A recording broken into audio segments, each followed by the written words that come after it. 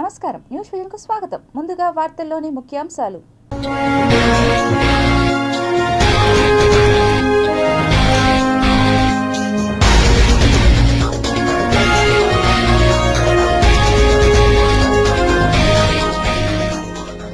ప్రపంచంలో ఎత్తైన రాముడు విగ్రహాన్ని ఆవిష్కరించిన ప్రధాని నరేంద్ర మోదీ. రెండో విడత ల్యాండ్ పూలింగ్, ఏపీ ప్రభుత్వం కీలక నిర్ణయం. తిరుపతి మీదుగా దూసుకెళ్లనున్న బుల్లెట్ రైలు హైదరాబాద్ నుంచి 2 గంటల్లోనే చెన్నైకి. జ్యోతిరావు పూలే ఆశయ సాధనకు ప్రతి ఒక్కరూ కృషి చేయాలి. పూలే వర్ధంతి సందర్భంగా మేధావుల పిలుపు.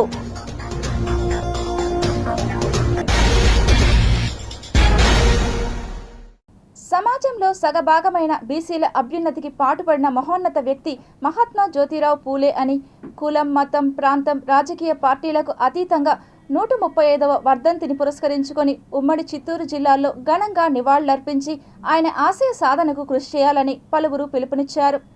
పూలే గారి విగ్రహం ముందు 135వ వర్ధంతి సందర్భంగా మన బీసీ నాయకులు అశోక్ సామ్రాట్ లక్ష్మయ్య గారి ఆధ్వర్యంలో అనేక మంది బీసీ నాయకులు అందరూ కూడా కలిసి ఘనంగా ఆయనకు పూలమాలలు సమర్పించి ఆయన దేశానికి చేసిన సేవలను కొనియాడి మహాత్మా పూలే ఎన్నో చారిత్రాత్మకమైన నిర్ణయాలు తీసుకొని బీసీలకు ఈరోజు ఒక ఔన్నత్యంలో ఉన్నారంటే మహాత్మా పూలే గారి ఆశయాలే.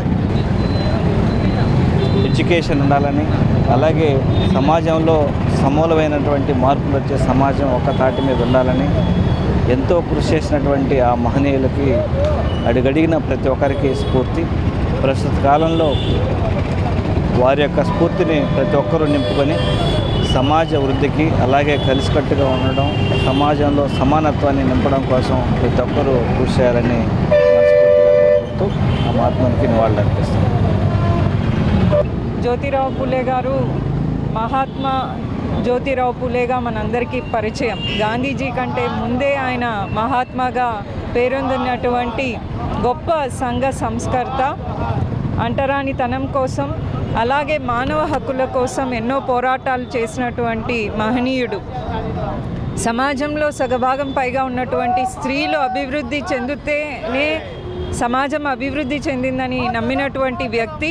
ఆయన యొక్క వర్ధంతి సందర్భంగా ఆయన ఏ ఆశయాలు అయితే చేశారో ఆయన ఆశయ సాధన కోసం ఇక్కడ అందరూ కూడా మరి ప్రతి సంవత్సరం కూడా ఆయన ఆశయ సాధన కోసం ఆయన వర్ధంతిని జరుపుకుంటున్నాం.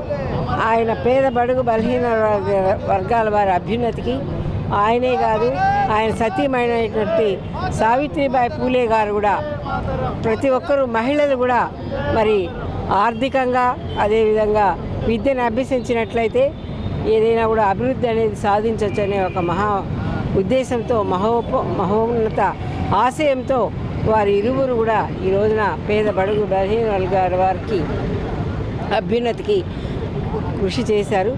ఇద్దరు కూడా ఎన్నో సామాజిక కార్యక్రమాలు చేస్తూ బీసీలని చైతన్యపరుస్తూ ముందుకు తీసుకువచ్చినటువంటి గొప్ప నేత పూలే గారు. ఆయన యొక్క ఆశయ సాధనలో, ఆలోచనలో భాగంగా ఈరోజు తెలుగుదేశం పార్టీలో ఉండేటువంటి బీసీ సోదరులే కాకుండా వివిధ పార్టీలో ఉండే బీసీ సోదరులందరూ కూడా ఆయన అడుగుజాడుల్లో ముందుకు వెళ్తున్నారు. ముఖ్యమంత్రి గారిని, అదేవిధంగా పవన్ కళ్యాణ్ గారిని, బీజేపీ గారికి ఒకటే విజ్ఞప్తి. ఆ రోజు మహాత్మా జ్యోతిరావు పూలే గారు స్కూళ్ళు పెట్టేసి చదువు నేర్పించేసి బడుగు బలైన వర్గాలను నేర్పారు. కాబట్టి జయంతి రోజు జాతీయ సెలవు దినంగా ప్రకటించాలని చెప్పని పాఠ్యాంశంలో మహాత్మా జ్యోతిరావు పూలే చరిత్రని, సావిత్రిబాయి పూలే చరిత్రని పేజీని లిఖించాలని చెప్పని ఈ సందర్భంగా బీసీ సంఘర్షణ సమితి ప్రభుత్వాలకు విజ్ఞప్తి చేస్తుందని ఈ సందర్భంగా తెలియజేస్తుంది. అణగారిన వర్గాల అభ్యున్నతి కోసం, సామాజిక న్యాయం కోసం, సమరసత కోసం, ఈ అంటరానితనం ఏదైతే ఉందో అణగారిన వర్గాలను నీచంగా చూసేటువంటి విధానానికి వ్యతిరేకంగా గళం విప్పినటువంటి కవి. ఆయన రచనలు ఆనాటి యువతను తట్టి లేపడం, అదేవిధంగా స్వాతంత్ర ఉద్యమంలో ఆయన చేసినటువంటి ప్రసంగాలు కూడా ఈ స్వాతంత్ర సముపార్జనకు చాలా దోహదపడింది.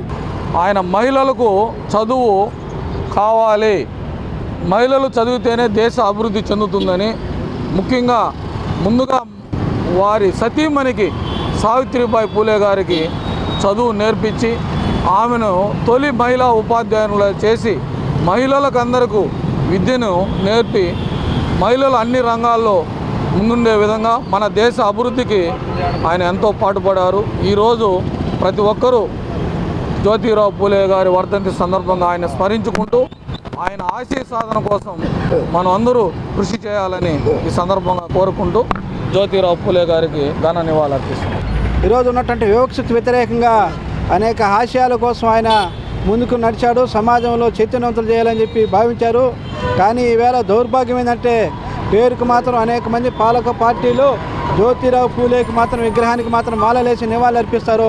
ఆయన ఆశయాల కోసం ఎవరూ పోరాడట్లేదు. ఆయన ఆశయాలను తొంగలో దొక్కుతూ పైకి మాత్రం పూలమాల వేయడం, ఆశయాలు మాత్రం విరుద్ధంగా వివరించేటువంటి ధోరణి కొనసాగుతుంది. ఇది సరైనటువంటి కాదు. జ్యోతిరావు పూలే ఆశయాల కోసం ఆయన ఏ రకంగా ముందుకెళ్ళాడో ఆశయాల కోసం ముందుకెళ్తామని చెప్పి తెలియజేస్తున్నాం. సావిత్రిబాయి పూలే ఇద్దరు బాలికల కోసము 1848లోనే పూణేలో బాలికల కోసం ప్రత్యేకించి ఒక పాఠశాల స్థాపించి స్త్రీలు విద్య ద్వారానే అభివృద్ధి చెందగలరు, స్త్రీలకు విద్య అవసరము అన్న దీనితో స్త్రీ జనోద్ధరణకి బాగా పాటుపడిన సంఘ సంస్కర్త ఆయన చేసిన పోరాటాలు అంటామా, ఆయన ఏదైతే సామాజిక న్యాయం కోసం ఆయన చేసిన కృషిని ఈరోజు స్మరించుకుంటూ అలాంటి మహానుభావులు చూపిన బాటలో మేమందరూ కూడా నడుస్తూ ఇప్పుడు నన్ను యాదవ్ కార్పొరేషన్ చైర్మన్గా రాష్ట్ర యాదవ్ కార్పొరేషన్ ఉన్నా కూడా నా బాధ్యత, ఎందుకంటే ఆయన చూపిన బాట ఎస్సీలు కానీ, ఎస్టీలు కానీ, బీసీలు కానీ, మైనార్టీలు కానీ ఈ వర్గాల కోసం అందరూ కూడా పనిచేయాల్సిన అవసరం ఉంది, అనగారిన వర్గాల కోసం. అంటే మహాత్మా జ్యోతిరావు పూలే యొక్క ఉద్దేశం ఈ వర్గాల అభివృద్ధి చెందాలి. అంతేకాకుండా కూడా చెప్పడం కాదు, ఆచరణలో చేసి చూపించాలి. తన భార్య అయినటువంటి సావిత్రిబాయి పూలేకి ఈరోజు మనం అనుకునే సరస్వతికి సంబంధించినటువంటి విద్యకు సంబంధించి అపూర్వ సరస్వతి అని కూడా పిలవాల్సిన అవసరం ఉంది సావిత్రిబాయి పూలే గారు. తిరుపతి సంజయ్ గాంధీ కాలనీలోని నగరపాలక ఉన్నత పాఠశాలలో విద్యార్థుల సంఖ్యకు అనుగుణంగా తరగతి గదులు లేకపోవడంతో తీవ్ర ఇబ్బందులను ఎదుర్కొనవలసి వస్తుందని పాఠశాల ప్రధానోపాధ్యాయురాలు ముని శారద తెలిపారు. తిరుపతి సంజయ్ గాంధీ కాలనీలోని నగరపాలక ఉన్నత పాఠశాల గతంలో ప్రాథమిక పాఠశాలగా కొనసాగుతూ ఉండేది. రాష్ట్ర ప్రభుత్వ ఆదేశాల మేరకు దీనిని ఉన్నత పాఠశాలగా మార్చి అదనంగా 7, 8, 9 తరగతులు నిర్వహించేలా ఆదేశాలను జారీ చేసింది. గతంలో సంజయ్ గాంధీ కాలనీకి చెందిన విద్యార్థులు మాత్రమే ఈ పాఠశాలకు విద్యను అభ్యసించేందుకు వచ్చేవారు. కానీ దీనిని ఉన్నత పాఠశాలగా మార్చిన తరువాత సంజయ్ గాంధీ కాలనీతో పాటు చంద్రశేఖర్ రెడ్డి కాలనీ, సుబ్బారెడ్డి నగర్, సుభాష్ నగర్ ప్రాంత విద్యార్థులు కూడా విద్యను అభ్యసించేందుకు ఈ పాఠశాలలో చేరడంతో విద్యార్థుల సంఖ్య పెరిగి గదులు సరిపోక తీవ్ర ఇబ్బందులను ఎదుర్కొనవలసి వస్తుందని విద్యార్థుల తల్లిదండ్రులు ఆవేదన వ్యక్తం చేస్తున్నారు. ఈ సమస్యపై జీటీపీఎల్ సిటీ కేబుల్ పాఠశాల ప్రధాన ఉపాధ్యాయురాలిని సంప్రదించగా పాఠశాలలో మొత్తం 8 గదులు ఉన్నాయని, ఇందులో ఒక గదిని పాఠశాల కార్యనిర్వహణ కార్యాలయంగా ఉపయోగించుకుంటున్నామని, మిగతా 7 గదులలో తరగతులను నిర్వహించవలసి వస్తుందని, మిగతా విద్యార్థులకు పాఠశాల వరండాలో విద్యను బోధించవలసి వస్తుందని తెలిపారు. ఈ సమస్యపై విద్యార్థుల తల్లిదండ్రులు సమావేశ సమయంలో తన దృష్టికి తీసుకురావడంతో దీనిని నగరపాలక సంస్థ కమిషనర్కి విన్నవించామని తెలిపారు. దీనికి సానుకూలంగా స్పందించిన నగర కమిషనర్ త్వరలోనే పాఠశాలను సందర్శించి శాశ్వత పరిష్కారాన్ని చూపుతానని హామీ ఇచ్చినట్లు ఈ సందర్భంగా ప్రధానోపాధ్యాయురాలు తెలియజేశారు. ఈ పాఠశాలకు కేవలం కాంపౌండ్ నిర్మాణం అడ్డుతో ప్రభుత్వ కార్యాలయమైన సచివాలయం నిర్వహిస్తుందని, ఈ భవనంలోని పై అంతస్తులో ఉన్న గదులలో 2 తరగతులు నిర్వహించే విధంగా వెసులుబాటు కల్పిస్తే శాశ్వత గదుల నిర్మాణం అయ్యేంత వరకు ఎంతో బాగుంటుందని స్థానికులు అభిప్రాయపడుతున్నారు. 5 కాలనీలు, సుభాష్ రెడ్డి నగరు, చంద్రశేఖర్ రెడ్డి కాలనీ, మారుతి నగరు, సంజయ్ గాంధీ కాలనీ, ఇలా సుబ్బారెడ్డి నగరు, ఇలా 5 కాలనీలు కలిపి చాలా అభివృద్ధి చెందడం జరిగింది ఈ యొక్క 22 ఏళ్లలో. కానీ ఈ పాఠశాలకు ఏర్పాటు చేసినటువంటి ఈ భవంతి మాత్రం యథావిధిగా మాత్రమే ఉంది. మా యొక్క అదృష్టం ఏంటంటే ఈ కొత్తగా జరిగిన డిఎస్సిలో కావచ్చు, ఇలా పాఠశాలకు సంబంధించి కొత్త టీచర్లను కానీ, హెడ్ మాస్టర్ కానీ, ఒక నైపుణ్యం కలిగినటువంటి స్టాఫ్ని ఇవ్వడం జరిగింది. వాళ్ళ వల్ల మా పిల్లలు బాగా చదువుకుంటున్నారు, అది సంతోషమే. కానీ ఈ యొక్క పాఠశాల ఉండేటటువంటి ఒక గ్రౌండ్ ఫెసిలిటీ కానీ ఏమీ లేదు. అదేవిధంగా భవంతి సరిగా లేకపోవడం వల్ల, దీనిపైన కన్స్ట్రక్షన్ కానీ లేకపోవడం వల్ల పిల్లల్ని బయట కూర్చొని పెట్టి చదివించాల్సి వస్తుంది. అంతేకాకుండా ఇది మెయిన్ రోడ్డు కావడం వల్ల ట్రాఫిక్ ఇబ్బంది కానీ సౌండ్ పొల్యూషన్ కానీ ఎక్కువగా ఉండడం వల్ల పిల్లలకు కూడా చాలా డిస్టర్బెన్స్గా ఉంటుంది. క్లాస్ రూమ్స్లో సరిపోకపోవడం వల్ల పిల్లల్ని బయట కూర్చొని పెట్టి చదివించాల్సిన పరిస్థితి వస్తుంది. కమిషనర్ గారు సానుకూలంగా స్పందిస్తూ తప్పకుండా మీ పాఠశాలను సందర్శించి పిల్లలకి తగిన న్యాయం చేస్తాను అని కమిషనర్ గారు కూడా హామీ ఇచ్చారు. ఈ పాఠశాల పరిస్థితుల్ని చూసి పేరెంట్స్ కూడా ఆశాభావం వ్యక్తం చేస్తున్నారు. మరింత మెరుగ్గా తరగతి గదులు ఉన్నట్లయితే పిల్లలు చక్కటి వాతావరణంలో చదువుకుంటారని తల్లిదండ్రులు కూడా చాలాసార్లు మా దృష్టికి తీసుకొని వచ్చారు. కాబట్టి గౌరవనీయులైన కమిషనర్ గారిని మరీ కోరుచున్నాము. ఆంధ్రప్రదేశ్ ప్రజల శ్రేయస్సు ప్రధాన ధ్యేయంగా రాష్ట్ర ప్రభుత్వం కృషి చేస్తుందని greening and beautification chairperson Sugunamma తెలిపారు. తిరుపతి తెలుగుదేశం పార్టీ నియోజకవర్గ ఇన్ఛార్జ్ మన్నూరు సుగుణమ్మ నివాసంలో తిరుపతి నియోజకవర్గ ప్రజా దర్బార్ కార్యక్రమాన్ని ఏర్పాటు చేశారు. ఈ కార్యక్రమానికి రాష్ట్ర, జిల్లా, నగర, వార్డు స్థాయి నాయకులు హాజరయ్యారు. నగరపాలక సంస్థ పరిధిలోని అన్ని డివిజన్ల నుండి మహిళలు, వృద్ధులు, వికలాంగులు, వితంతువులు పెద్ద సంఖ్యలో హాజరై సుగుణమ్మకు వినతి పత్రాలను అందజేశారు. అర్జీలను స్వీకరించిన ఆమె మీడియాతో మాట్లాడుతూ అర్హులైన లబ్ధిదారులందరికీ సంక్షేమ పథకాలు అందించేందుకు రాష్ట్ర ప్రభుత్వం శ్రమిస్తుందని, ప్రజల సౌకర్యాలు, సదుపాయాలను దృష్టిలో ఉంచుకొని ముఖ్యమంత్రి నారా చంద్రబాబు నాయుడు రాష్ట్రంలో అనేక సంస్కరణలు తీసుకురావడం జరుగుతుందని చెప్పుకొచ్చారు. ప్రజలందరి కళ్లలో ఆనందం చూడాలని ఒక గొప్ప సదుద్దేశంతో కూటమి ప్రభుత్వం ముందుకు వెళుతుందని, అందుకు ప్రజలందరూ సహకరించాలని ఆకాంక్షించారు. సంబంధిత అధికారుల దృష్టికి తీసుకువెళ్లి సాధ్యమైనంత త్వరలో పరిష్కారం చేస్తామని ఈ సందర్భంగా హామీ ఇచ్చారు. వారికి, వారి పిల్లలకి తల్లికి వందనం కానివ్వండి, అదేవిధంగా ఇళ్ళు కానివ్వండి, అదేవిధంగా రేషన్ కానివ్వండి, అదేవిధంగా దీపం పథకం కానివ్వండి వర్తిస్తాయని చాలామంది కూడా మరి రేషన్ కార్డులు గత ప్రభుత్వంలో కోల్పోయిన వారంతా కూడా ఈరోజు అత్యధిక సంఖ్యలో రావడం జరుగుతుంది. గత ప్రభుత్వంలో మరి వారికి కరెంటు ఛార్జ్ ఎక్కువ ఉందనో తప్పుడు రికార్డులు సృష్టించి వారికంతా కూడా రేషన్ కార్డులు తీసివేయడం జరిగింది.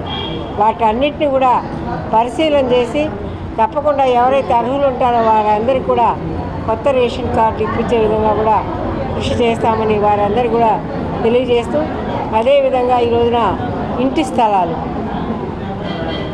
సొంత జాగా ఉన్న వాళ్ళకి 2.5 లక్షల రూపాయలు సబ్సిడీ ఇవ్వడం జరుగుతుంది. తిరుపతి జిల్లా నాగలాపురంలో గల అత్యంత ప్రశిష్టమైన మత్స్యవేద నారాయణస్వామి దేవస్థాన భూములు కబ్జాదారుల హస్తగతం కాకుండా కాపాడి టీటీడీ స్వాధీనపరుచుకొని దేవస్థానం అభివృద్ధికి ఉపయోగించాలని సనాతన ధర్మ పరిరక్షణ సమితి సభ్యులు, నాగలాపురం స్థానికులు తిరుపతి ప్రెస్ క్లబ్ వేదికగా డిమాండ్ చేశారు. టీటీడీకి చెందినటువంటి ఆ దేవాలయం ఏదైతే ఉందో ఆ దేవాలయానికి సంబంధించినటువంటి ఆస్తులను చూపించకుండా అక్కడ ఉన్నటువంటి విఆర్ఓలు కావచ్చు, ఎంఆర్ఓలు కావచ్చు, ఒక కుట్రపూరితంగా ఆస్తుల్ని టీటీడీ దేవాలయానికి సంబంధించిన ఆస్తులను టీటీడీకి హ్యాండ్ ఓవర్ చేయకుండా వాటిని అలాగే పెట్టడం జరిగింది. ఆ ఆస్తుల్ని 81లో పీవీఆర్కే ప్రసాద్ గారు మొత్తం ఇవి ఉన్నాయని తెలిసి ఆ గుడికి ఆనుకొని కట్టుకున్నటువంటి ఇండ్లు ఏవైతే ఉన్నాయో ఆ ఇండ్ల వాళ్ళందరినీ కూడా గుడికి సంబంధించినటువంటి భూమి 2 ఎకరాల భూమి ఒక చోట ఉంటే అక్కడ వాళ్ళకి ఆ స్థలం ఇచ్చారు ఇల్లు కట్టుకునేదానికి. గుడి ప్రాకారం మొత్తం తిరుమలలో లాగా నీట్గా బాగా ఉండాలనే ఉద్దేశంతో ఎప్పటి నుంచో ఉన్న వాళ్ళకి అక్కడ భూమి ఇవ్వడం జరిగింది. కానీ వాళ్ళు అక్కడ పోయి చేరలేదు. ఇప్పుడు ఏం జరుగుతుందిరా అంటే ఆ 2 ఎకరాలు ప్లస్ ఇంకా 1.8 ఏకర్స్ 2 ఉంటే దేవాలయానికి సంబంధించిన భూముల్ని ఆ విఆర్ఓ తన చాతుర్యంతో పట్టాలు ఇష్యూ చేస్తూ ఆ భూమిని ఆక్రమించుకోవడానికి ప్రయత్నం జరుగుతోంది. చిత్తూరు నగరంలో అభివృద్ధి వెలుగులు నింపుతున్నామని, గతంలో ఎన్నడూ లేనంతగా అభివృద్ధి పనులు వేగంగా జరుగుతున్నాయని ఎమ్మెల్యే గురజాల జగన్మోహన్ చెప్పారు.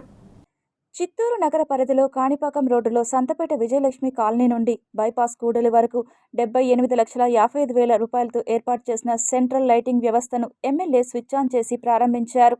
ఈ సందర్భంగా ర్యాలీగా వెళ్లి బైపాస్ కూడలిలో ఏర్పాటు చేసిన సమావేశంలో మాట్లాడుతూ కూటమి ప్రభుత్వంలో చిత్తూరు నగరాన్ని స్మార్ట్ సిటీగా తీర్చిదిద్దే పనులు ప్రారంభించామన్నారు. ప్రజల కనీస అవసరాలు అయిన రోడ్లు, కాలువలు, వీధి లైట్లు ఏర్పాటు చేస్తూనే నగర భవిష్యత్తు అభివృద్ధి కోసం ప్రధాన రహదారుల విస్తరణ పనులు వేగంగా చేపడుతున్నట్లు వివరించారు. ఈ కార్యక్రమంలో mayor yes. Amuda, TUDA chairperson Katari Hemalatha, commissioner P. Narasimha Prasad, నాయకులు వెంకటేష్ యాదవ్, కాజూరు బాలాజీ, తేదేపా నగర అనుబంధ కమిటీల సభ్యులు, క్లస్టర్ డివిజన్ ఇన్ఛార్జీలు, కార్పొరేటర్లు, మాజీ కార్పొరేటర్లు, స్థానిక నాయకులు, సంతపేట డెవలప్మెంట్ కమిటీ సభ్యులు పాల్గొన్నారు. ఇదిలా ఉండగా ఆటో డ్రైవర్లకు అండగా ఉంటామని ఎమ్మెల్యే గురజాల జగన్మోహన్ చెప్పారు. గురువారం సాయంత్రం నగరంలోని గాంధీ రోడ్డు, డిఐ రోడ్డు కూడలిలో జీజేఎం ఆటో స్టాండును ప్రారంభించారు. ఈ సందర్భంగా ఎమ్మెల్యే మాట్లాడుతూ ఆటో డ్రైవర్లను ఆదుకోవాలనే ఉద్దేశంతో రాష్ట్రంలోని కూటమి ప్రభుత్వం ముఖ్యమంత్రి నారా చంద్రబాబు నాయుడు ఆటో డ్రైవర్ల సేవలో పథకం ద్వారా ఏడాదికి 15,000 రూపాయల చొప్పున అందిస్తున్నట్లు చెప్పారు. ఈ సందర్భంగా ఆటోలకు స్టిక్కర్లను పంపిణీ చేశారు. ఈ కార్యక్రమంలో మేయర్ ఎస్. అముద, స్థానిక కార్పొరేటర్ శశికుమార్, ఆటో యూనియన్ నాయకులు పాల్గొన్నారు. తిరుమల శ్రీవారిని పలువురు ప్రముఖులు దర్శించుకుని మొక్కులు చెల్లించుకున్నారు. శుక్రవారం ఉదయం నైవేద్య విరామ సమయంలో ఎమ్మెల్యే శ్రీనివాస్, సినీ నటుడు శ్రీకాంత్ మరియు అశోక్ కుమార్ స్వామివారిని దర్శించుకుని మొక్కులు చెల్లించుకున్నారు. అనంతరం ఆలయ రంగనాయకుల మండపంలో వేద పండితులు వేద ఆశీర్వచనం చేయగా ఆలయ అధికారులు స్వామివారి తీర్థ ప్రసాదాలు అందజేశారు. ఆలయం వెలుపల వారు మీడియాతో మాట్లాడుతూ దర్శనం చాలా బాగా జరిగింది. తిరుపతిలో ఫంక్షన్కి రాగా స్వామివారి దర్శనం కూడా జరగడం చాలా బాగుంది. అందులో గంటా శ్రీనివాసరావుతో రావడం చాలా ఆనందం కలిగించిందని తెలియజేశారు. అలాగే భగవంతుని అందరూ బాగుండాలి అని మనస్ఫూర్తిగా కోరుకున్నాం. అందరికీ నమస్కారం.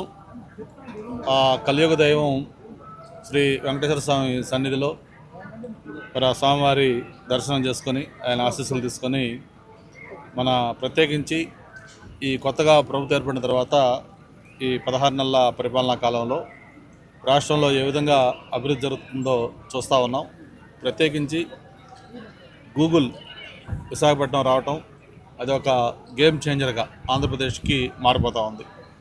గతంలో మైక్రోసాఫ్ట్ హైదరాబాద్ వచ్చినప్పుడు ఎలాంటి మార్పులు తీసుకొచ్చిందో, హైదరాబాద్ని రోజు విశ్వవిఖ్యాత నగరంగా ఎలా రూపాంతరం చెందే విధంగా ఆ రోజు మైక్రోసాఫ్ట్ సాకారం చేసి సైబరాబాద్ లాంటి ఒక కొత్త నగరం నిర్మించడానికి తోడ్పడిందో, అలాగే గూగుల్ కూడా ఆంధ్రప్రదేశ్లో విశాఖపట్నాన్ని ప్రపంచంలో అందరూ కూడా ఒక గుర్తింపు వచ్చే విధంగా ఆ నగరం అభివృద్ధి చెందిపోతూ ఉంది. తిరుపతి స్విమ్స్లోని శ్రీ పద్మావతి ఆసుపత్రి వద్ద నామమాత్రపు అద్దెతో నిర్వహిస్తున్న మెడికల్ షాపుకు టీటీడీ రెవెన్యూ అధికారులు ఎట్టకేలకు చెక్ పెట్టారు. కానీ ప్రత్యామ్నాయ ఏర్పాటు చేయకపోవడంతో తీవ్ర విమర్శలు వ్యక్తమవుతున్నాయి. గత ప్రభుత్వ హయాంలో లక్షల రూపాయల ఆదాయాన్ని సమకూర్చే స్విమ్స్లోని శ్రీ పద్మావతి ఆసుపత్రి వద్ద నిర్వహిస్తున్న మెడికల్ షాపును కేవలం నామమాత్రపు అద్దెతో తమకు అనుకూలమైన వారికి కేటాయించారు. కానీ కూటమి ప్రభుత్వం అధికారంలోకి వచ్చిన తర్వాత టీటీడీ చైర్మన్ బిఆర్ నాయుడు చొరవతో స్విమ్స్లోని మెడికల్ షాపును టీటీడీ స్వయంగా నిర్వహించే విధంగా బోర్డు సమావేశంలో నిర్ణయం తీసుకున్నారు. ఈ దిశగా అడుగులు వేస్తూ గడువు పూర్తయినప్పటికీ మెడికల్ షాపు నిర్వాహకులు కొనసాగిస్తుండడంపై వచ్చిన ఆరోపణలకు సమాధానంగా టీటీడీ రెవెన్యూ అధికారులు ఈ షాపును మూసివేశారు. ఇంతవరకు బాగానే ఉన్న టీటీడీ ఈ మందుల దుకాణాన్ని స్విమ్స్ నిర్వహించాలని ఆదేశించిన ఆ దిశగా ఇప్పటికీ అడుగులు పడ్డం లేదు. ఇప్పటి వరకు మందుల దుకాణాల నిర్వహణకు దరఖాస్తు చేసుకున్న దాఖలాలు లేవు. మందుల కొనుగోలులో పాటించాల్సిన విధి విధానాలు, సిబ్బంది నియామకం చేపట్టలేదు. ఈ నేపథ్యంలో టెండర్ కాల పరిమితి ముగిసినందున మందుల దుకాణాన్ని మూసివేశారు. దీంతో స్థానికంగా చికిత్స పొందే రోగులు మందుల కొనుగోలు కోసం కిలోమీటర్ మేర నడిచి స్విమ్స్ ఓపీ విభాగం వద్ద ఉన్న మందుల షాపు వరకు రావాల్సి వస్తుందని, అత్యవసర సమయాలలో రాత్రివేళ అవసరమైన మందుల కోసం వచ్చి వెళ్లేందుకు రోగుల బంధువులు తీవ్ర ఇబ్బందులను ఎదుర్కొనక తప్పడం లేదు. స్విమ్స్ ఇదివరకు 2 సార్లు స్వయంగా మందుల దుకాణాలను నిర్వహించి ఆ అనుభవంతో గుత్తుగా మందులు కొనుగోలు చేస్తే కొంతవరకు ధర తగ్గే అవకాశం ఉంది అని పలువురు అభిప్రాయపడుతున్నారు. ఇలా చేయాలంటే కొనుగోలు, అమ్మకాల విధి విధానాలు రూపొందించాల్సి ఉంది.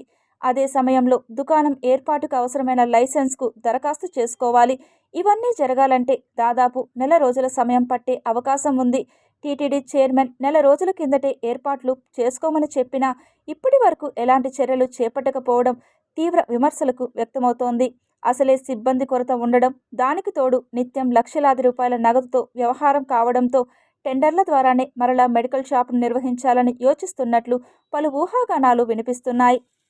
పూర్తిగా ఆ సర్వీసు రాబోయే సర్వీస్ ఏంటో వాళ్ళ ఆలోచన దాన్ని తీసుకురాకుండా ఉన్న సర్వీస్ని క్లోజ్ చేసేస్తే అప్పుడు భక్తులు అక్కడ ఉన్నటువంటి ఆ రోగులు వాళ్ళు పడేటువంటి ఇబ్బందులు ఎవరు పట్టించుకుంటున్నారు?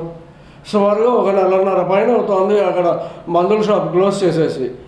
ఇప్పుడు మందులు కొనాలంటే సుమారుగా 1 కిలోమీటర్ పైన వెళ్ళి బయట ఉండే దుకాణాల్లో కొనుక్కొని రావాలి. ఇది తెల్లవారి పూట అయితే పర్వాలేదు, ఏదో నడుచుకొని పోవడమో వాళ్ళ వాహనాలు పట్టుకొని పోతారు. ఇదే రాత్రుల పూట ఎమర్జెన్సీ మెడిసిన్స్కి. విద్యా క్రీడలు 2 కళ్ళులా భావించి విద్యార్థులు క్రీడల్లో నైపుణ్యాభివృద్ధిని సాధించాలని జిల్లా ఎస్పీ తుషార్ డూడి అన్నారు. శుక్రవారం చిత్తూరు PES పాఠశాలలో రాష్ట్ర స్థాయి అండర్-17 బాస్కెట్బాల్ పోటీలను జిల్లా ఎస్పీ తుషార్ డూడి ప్రారంభించారు. ఈ కార్యక్రమానికి రాష్ట్ర బాస్కెట్బాల్ అసోసియేషన్ అధ్యక్షులు మాజీ మున్సిపల్ చైర్మన్ ముఖ్య అతిథిగా హాజరయ్యారు. ఈ కార్యక్రమాన్ని ఉద్దేశించి ఎస్పీ మాట్లాడుతూ విద్యార్థులు క్రీడలు విద్య సమపాళ్లలో రాణించాలని అన్నారు. విద్యా క్రీడలు 2 కళ్ళులా భావించాలన్నారు. రాష్ట్ర ప్రభుత్వం క్రీడలకు మంచి ప్రోత్సాహం ఇస్తున్నట్లు తెలిపారు. ఈ సందర్భంగా బాస్కెట్బాల్ అసోసియేషన్ అధ్యక్షులు చెంగల్రాయనాయుడు మాట్లాడుతూ విద్యార్థుల్లో క్రీడల పట్ల పోటీతత్వంతో రాణించాలన్నారు. ఆరోగ్యకరమైన పోటీ ద్వారానే క్రీడల్లో రాణించగలరని, పాఠశాల హైస్కూల్ స్థాయి విద్యార్థులు కొంతమంది డ్రాప్స్ అవుతున్నారని, అయితే అన్ని దశల్లో కూడా విద్యార్థులు క్రీడల్లో ఆసక్తి చూపి రాష్ట్ర జాతీయ స్థాయిలో ఆడాలని పేర్కొన్నారు. ప్రిన్సిపల్ కృష్ణబాబు మాట్లాడుతూ PS పాఠశాల 2018వ సంవత్సరం నుండి బాస్కెట్బాల్ పోటీలకు ఆతిథ్యం ఇస్తున్నట్లు తెలిపారు. 6వ సంవత్సరం బాస్కెట్బాల్ పోటీలు అత్యంత ఘనంగా నిర్వహిస్తుందని తెలిపారు. PS పాఠశాలలో అన్ని హంగులతో కూడిన మైదానం ఉందని, జిల్లా స్థాయిలో విద్యార్థులు క్రీడల్లో ఆడేందుకు అన్ని వసతులు కల్పిస్తున్నట్లు తెలిపారు. ఈ కార్యక్రమంలో DSP సాయినాథ్, బాస్కెట్బాల్ అసోసియేషన్ కార్యదర్శి సురేష్, PS పాఠశాల సిబ్బంది, పీడీలు, కోచ్లు, క్రీడాకారులు తదితరులు ఉన్నారు. కానీ దాంతో మీరు మీ చదువు కూడా బ్యాలెన్స్ చేసుకొని, మీ స్టడీస్ని కూడా బ్యాలెన్స్ చేసుకొని ముందుకు వెళ్ళాలి. గతంలో ఓన్లీ స్టడీస్ని ప్రయారిటీ ఇచ్చిన వాళ్ళు, ఎందుకంటే కెరియర్ ఆపర్చునిటీస్ లిమిటెడ్ ఉన్నాయి, ఫండ్స్ కూడా వస్తున్నాయి, ఫైనాన్సెస్ కూడా వస్తున్నాయి. మీకు స్పోర్ట్స్ సిస్టమ్ ఉంటే, మీరు దాంట్లో చాలా మంచి ప్లేయర్ ఉంటే మన దగ్గర కూడా సపోర్ట్ సిస్టమ్స్ ఇప్పుడు ఉన్నాయి, and you can make a good career in sports also. So I hope you will continue with the same spirit. తిరుపతిలో కేటుగాళ్లు, నేరగాళ్లను నియంత్రించడమే ప్రధాన ధ్యేయంగా తిరుపతి అర్బన్ జిల్లా పోలీస్ శాఖ కృషి చేస్తుందని ఈస్ట్ CI శ్రీనివాసులు తెలిపారు. తిరుపతి ఆధ్యాత్మిక నగరాన్ని నేరరహితంగా తీర్చిదిద్దడమే ప్రధాన లక్ష్యంగా పోలీస్ శాఖ పనిచేస్తుందని, నేరాలకు మరియు మత్తు పదార్థాలకు బానిసై ప్రజలను ఇబ్బందులకు గురిచేసే వారిని గుర్తించి తమ దృష్టికి తీసుకువస్తే చట్టపరమైన చర్యలు తీసుకుంటామని తెలిపారు. తిరుపతి ఇందిరా ప్రియదర్శిని కూరగాయల మార్కెట్లో తరచుగా దొంగతనాలు జరుగుతున్నాయి అనే ఫిర్యాదులు పోలీసులకు అధికమవుతున్న నేపథ్యంలో ఇటీవల సీసీ కెమెరాలను ఏర్పాటు చేసి నేరాలు నియంత్రించేందుకు ప్రత్యేక చర్యలు చేపట్టారు. ఇదే అంశాన్ని east police station circle inspector శ్రీనివాసులను వివరణ కోరగా, తిరుపతి నగరపాలక సంస్థ పరిధిలోని ప్రజలందరూ పేద, మధ్యతరగతి మరియు హోటళ్ల యాజమాన్య సిబ్బంది ప్రతిరోజు కూరగాయల మార్కెట్కు విచ్చేసి కొనుగోలు చేస్తుంటారు. అయితే గడిచిన కొద్ది రోజులుగా సెల్ ఫోన్లు, పర్సులు తస్కరించడం అధికమయ్యాయి. దీంతో అర్బన్ జిల్లా పోలీస్ శాఖ దొంగతనాలకు పాల్పడే దొంగలను గుర్తించేందుకు వీలుగా ఉన్నత అధికారుల దృష్టికి తీసుకువెళ్లి ఇందిరా ప్రియదర్శిని కూరగాయల మార్కెట్లో పోలీస్ శాఖ పరిధిలోని దొంగలకు సంబంధించిన ఛాయాచిత్రాలను సూచిక బోర్డుల ద్వారా ప్రజలందరినీ అప్రమత్తం చేసేలా జిల్లా ఎస్పీ సుబ్బరాయుడు ప్రత్యేక చర్యలు చేపట్టడం జరుగుతుందని చెప్పుకొచ్చారు. అవును, అది చాలా వరకు మంచి పాజిటివ్ పాయింట్. దాంట్లో మనం సీసీ కెమెరాలు ఏర్పాటు చేసినాము. సీసీ కెమెరాలు ఏర్పాటు చేయడమే కాకుండా వాటిని మన కమాండ్ కంట్రోల్కి కూడా మానిటరింగ్ ఇచ్చినాం. అంటే కమాండ్ కంట్రోలర్లు కూడా దాన్ని చూసి ఎప్పటికప్పుడు మాకి పై అధికారులకు విషయాన్ని తెలియపరుస్తుంటారు. ఏదైనా అటువంటి ఇన్సిడెంట్ జరగబోతుందనే ముందుగానే వాటిని మానిటరింగ్ చేసుకుంటూ మాకు నైట్ పూట కూడా అలర్ట్ చేస్తుంటారు. మేము నైట్ పూట కూడా అప్పుడప్పుడు వెళ్ళి సర్ప్రైజ్ చెకింగ్స్ కూడా చేస్తూ ఉంటాం. నవంబర్ 30వ తారీఖున తిరుపతి కచ్చపి ఆడిటోరియంలో నిర్వహించనున్న దక్షిణాది రాష్ట్రాల మ్యారేజ్ మీడియేటర్స్ సమావేశాన్ని విజయవంతం చేయాలని న్యూ సమైక్య మ్యారేజ్ మీడియేటర్స్ వెల్ఫేర్ అసోసియేషన్ సభ్యులు తిరుపతి ప్రెస్ క్లబ్ వేదికగా విజ్ఞప్తి చేశారు. మ్యారేజ్ మీటర్ వ్యవస్థను ప్రజల దగ్గర చాలా చిన్నచూపు ఉంది. దీన్ని గవర్నమెంట్ దగ్గరికి తీసుకెళ్ళి దీన్ని ఒక లేబర్ యాక్ట్ కింద తీసుకురావాలి, అసంఘటిత కార్మికులుగా గుర్తించాలని మా ప్రథమ డిమాండ్. అది అసంఘటిత కార్మికులుగా గుర్తించాలి. ఎందుకంటే ఒక మీడియేటర్ అనేవాడు దాదాపు మేము ఆంధ్రప్రదేశ్ రాష్ట్రంలో 3 లక్షల మంది ఉన్నాం. ఈ 3 లక్షల మందిలో 5 ఓట్లు వేసుకున్నా కానీ కూడా 15 లక్షల ఓట్ల బ్యాంక్ మాది ఉంది. కానీ ప్రభుత్వానికి ఇది తెలియదు. ఆ తెలియాలనే ఉద్దేశంతో మేము ఈరోజు తిరుపతి పట్టణంలో ప్రప్రథంగా ఈ కార్యక్రమాన్ని శ్రీకారం చుడుతున్నాము. దానికి చాలా చాలా ధన్యవాదములు ఇక్కడ ఉన్నటువంటి నిర్వాహకులందరికీ. చిత్తూరు రైల్వే స్టేషన్ అభివృద్ధి పనులు శరవేగంగా జరుగుతోంది. చిత్తూరు రైల్వే స్టేషన్ అభివృద్ధి పనులకు రైల్వే శాఖ 6 కోట్ల రూపాయల వ్యయంతో ఎలివేషన్ పనులు, పార్కింగ్ అభివృద్ధికి కేటాయించడం జరిగింది. ఈ పనులు 65% పూర్తయింది. ఇందులో హైరోడ్డు నుండి రైల్వే స్టేషన్ వరకు 2 రోడ్లు ఏర్పాటు, విద్యుద్దీకరణ పనులు శరవేగంగా జరుగుతున్నాయి. అదేవిధంగా ఎలివేషన్ పనులు ప్రధాన నగరాల తరహాలో ఏర్పాటు చేసేందుకు రైల్వే శాఖ అనుభవం ఉన్న కాంట్రాక్టర్లకు అప్పచెప్పినట్లు తెలుస్తోంది. రైల్వే స్టేషన్ ఎలివేషన్ చిత్తూరు జిల్లాకు ప్రధాన ఆకర్షణగా నిలవనుంది. ఈ మేరకు పనులు జరుగుతున్నాయి. అలాగే వెయిటింగ్ హాల్లో ఉద్యానవనం, పార్కింగ్, ప్రయాణికులు వేచి ఉండేందుకు ప్లాట్ఫారం, ఆధ్యాత్మిక వస్తువులతో ఏర్పాటు చేయనున్నట్లు తెలుస్తోంది. అదేవిధంగా జిల్లా కేంద్రమైన చిత్తూరు నుండి వివిధ ప్రాంతాలకు రోజువారీ వేలాది మంది ప్రజలు సుదూర ప్రాంతాలకు పలు రైళ్ల ద్వారా ప్రయాణిస్తుంటారు. వీరి సౌకర్యార్థం ఇప్పటికీ 33 రైళ్లు చిత్తూరు మీద నడుస్తుండగా అందులో 6 రైళ్లు చిత్తూరులో నిలపడం లేదని ప్రయాణికులు వాపోయారు. ప్రస్తుతం కేంద్ర బడ్జెట్లో చిత్తూరు, కాట్పాడి, తిరుపతి, పాకాల తదితర ప్రాంతాల నుండి డబుల్ లైన్ ఏర్పాటు చేసేందుకు కేంద్ర ప్రభుత్వం 2,50,00,000 రూపాయలు మంజూరు చేసింది. ఈ మేరకు దశల వారీగా పనులు ప్రారంభమవుతున్నాయి. తిరుపతి, పాకాల, కాట్పాడి, చిత్తూరు సమీపంలోని దొడ్డిపల్లి, బండపల్లి తదితర ప్రాంతాల్లో డబుల్ లైన్ ఏర్పాటుకు పనులు జరుగుతున్నాయి. మిగిలిన 2వ దశలో భూసేకరణ, విద్యుత్ లైన్లో తదితర వాటిని ఏర్పాటు చేయనున్నారు. అనంతరం రైల్వే ప్లాట్ఫారంలో తదితర ఏర్పాటు జరిగి 2029 నాటికి చిత్తూరు మీదుగా 99% ఏర్పాటు పూర్తి చేయాలని సంకల్పంతో కేంద్ర ప్రభుత్వం ఉన్నట్టు తెలుస్తోంది. ఇదే గాని పూర్తయితే జిల్లా కేంద్రమైన చిత్తూరుకి సుమారు 60 రైళ్ల రాకపోకలు సాగించే అవకాశం ఉంది. ఇతర ప్రాంతాలకు ప్రయాణికులు కాట్పాడి, రేణిగుంట తదితర ప్రాంతాల నుండి వెళ్తున్నారు. డబుల్ లైన్ ఏర్పాటైతే గూడ్స్ తదితర రైలు ఆగడం వల్ల రైతులకు మార్కెటింగ్ సౌకర్యం కూడా మెరుగవుతుందని పలువురు భావిస్తున్నారు. కేంద్ర ప్రభుత్వం 2.5 లక్షల కోట్ల రూపాయలు ఒకేసారి విడుదల చేయకుండా దశల వారీగా విడుదల చేసే క్రమంలో 2029కి పూర్తవుతుందని చిత్తూరు ప్రజలు భావిస్తున్నారు. ఇదే గాని పూర్తయితే చిత్తూరు అభివృద్ధి చెందేందుకు మరింత దోహదపడుతుంది. ఉమ్మడి చిత్తూరు జిల్లా 9వ men and women miss modeling కాంపిటీషన్ను జయప్రదం చేయాలని జోష్ ప్రాపర్టీస్ అధినేత ఈశ్వర్ ప్రకాష్ శివప్రసాద్ పిలుపునిచ్చారు. తిరుపతి శ్రీ గోవిందరాజస్వామి ఆర్ట్స్ కళాశాల సమీపంలోని జోష్ ప్రాపర్టీస్ కార్యాలయంలో నవంబర్ 30వ తేదీన జరిగే కాంపిటీషన్కు సంబంధించిన కరపత్రాలను ప్రథమ, ద్వితీయ, తృతీయ విజేతలకు సంబంధించి ట్రోఫీలను విడుదల చేశారు. ఈ సందర్భంగా వారు మీడియాతో మాట్లాడుతూ చిత్తూరు, తిరుపతి, అన్నమయ్య పరిసర ప్రాంతాల యువతీ యువకులు పెద్ద సంఖ్యలో హాజరయ్యేందుకు నమోదు చేసుకోవడం జరిగిందని చెప్పుకొచ్చారు. గత ఏడాదితో పోలిస్తే ఈ సంవత్సరం అత్యధిక శాతంలో పాల్గొనేందుకు ముందుకు రావడం హర్షించదగ్గ విషయమని చెప్పుకొచ్చారు. గెలుపొందిన విజేతలకు బహుమతులు ప్రదానం చేయడం జరుగుతుందని, ఆసక్తి గలవారు పాల్గొని జయప్రదం చేయాలని పిలుపునిచ్చారు. Combined Chittoor district body building, main physique, women physique fashion show association ఆధ్వర్యంలో 30వ తేదీ నవంబరు ఆదివారము సాయంత్రం 6 గంటలకు వివాహ భోజనంబు ఫంక్షన్ హాల్లో physique fashion show men and women పోటీలు జరుగుతాయి. ఈ పోటీలకు మెన్కు స్లాష్, ట్రోఫీ అండ్ సర్టిఫికేట్ బహుకరింపబడును. ఈ కాంపిటీషన్కి మహిళలు అందరూ ముందుకు వస్తున్నారు. ఇంకా ముందుకు వచ్చి పార్టిసిపేట్ చేసి దిగ్విజయంగా చేయాలనేసి కోరుతూ body building association Eswar Prakash. Tirupati bullion gold jewellery and silver merchants association సమాచారం మేరకు తిరుపతి లోకల్ బులియన్ మార్కెట్లో బంగారం, వెండి ధరలు ఇలా ఉంటాయి. 24 క్యారెట్ల బంగారం 10 గ్రాముల ధర 1,30,620 రూపాయలు. 22 క్యారెట్ల బంగారం 1 గ్రాము ధర 11,775 రూపాయలు. వెండి 1 కేజీ ధర 1,69,000 రూపాయలు. రీటైల్ వెండి 1 గ్రాము ధర 174 రూపాయలుగా ఉంటుంది. వార్తలు ముగించే ముందు ముఖ్యాంశాలు మరోసారి చూద్దాం.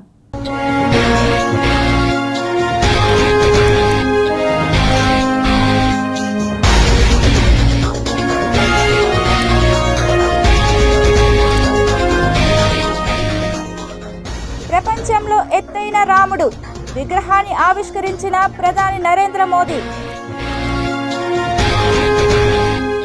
2వ విడత ల్యాండ్ పూలింగ్, ఏపీ ప్రభుత్వం కీలక నిర్ణయం. తిరుపతి మీదుగా దూసుకెళ్లనున్న బుల్లెట్ రైలు హైదరాబాద్ నుంచి 2 గంటల్లోనే చెన్నైకి. జ్యోతిరావు పూలే ఆశయ సాధనకు ప్రతి ఒక్కరూ కృషి చేయాలి. పూలే వర్ధంతి సందర్భంగా మేధావుల పిలుపు.